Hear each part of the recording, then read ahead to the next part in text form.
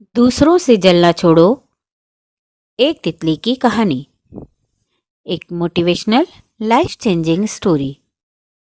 नमस्कार प्रिय दर्शकों, आपका स्वागत है खुशबू वाली बातें में, जहां कहानियां केवल सुनाई नहीं जाती बल्कि दिल के भीतर उतरकर जिंदगी को देखने का नजरिया बदल देती हैं।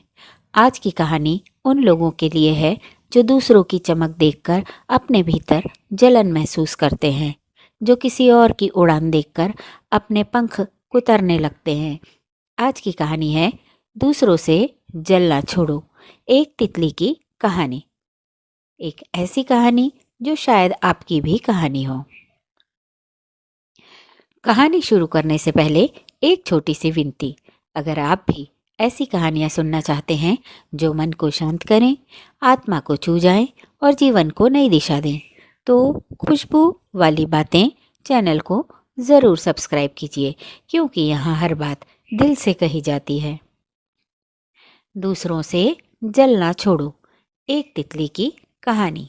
चलिए कहानी सुनते हैं। एक सुंदर बगीचा था, फूलों से भरा, खुशबू से सराबोर। उसी बगीचे में रहती थी एक छोटी सी इल्ली। वह इल्ली दिन रात पत्तों से चिपकी रहती, धीरे धीरे रेंगती और ऊपर उड़ती तितलियों को आसमान छूते देखती रहती। जब भी कोई रंग बिरंगी तितली हवा में लहराती हुई निकलती, इल्ली के मन में एक कसक उठती।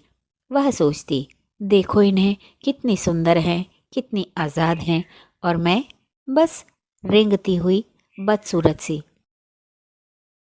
धीरे धीरे उस इल्ली के मन में ईर्ष्या जन्म लेने लगी। वह दूसरों की उड़ान से खुद को छोटा समझने लगी। एक दिन उसने गुस्से में कहा, भगवान ने मेरे साथ ही अन्याय क्यों किया? सबको पंख दिए, मुझे क्यों नहीं? पास ही बैठी एक बूढ़ी तितली सब सुन रही थी।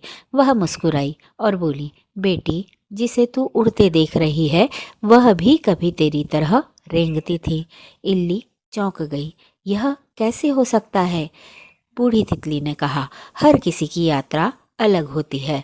कोई सीधे नहीं उड़ता, पहले भीतर टूटता है, फिर समय आया।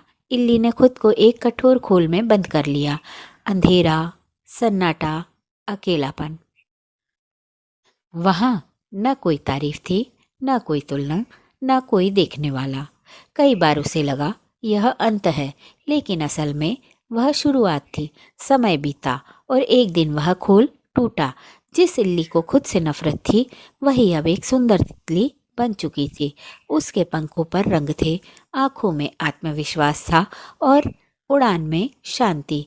अब वह उड़ रही थी तो उसे समझ में आया, अगर वह दूसरों से जलती रहती तो कभी अपने पंखों को पहचान ही नहीं पाती।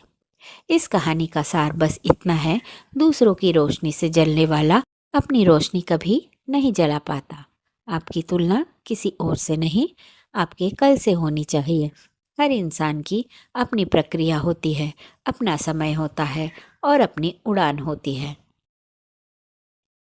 अगर यह कहानी आपके दिल के किसी कोने को छू गई हो तो इसे लाइक कीजिए और अपने उस दोस्त के साथ शेयर कीजिए जो आज खुद को दूसरों से कम समझ रहा है। खुशबू वाली बातें, जहाँ कहानियाँ जिंदगी को हल्का बना देती हैं। तो प्यारे दर्शकों, आपसे एक सवाल, आज आप किससे जल रहे हैं और क्यों? अपनी अपनी ही उड़ान को क्यों रोक रहे हैं? कमेंट में ज़रूर लिखिए, क्योंकि कभी कभी लिख देना ही सबसे पहली उड़ान होती है। जय श्री राम।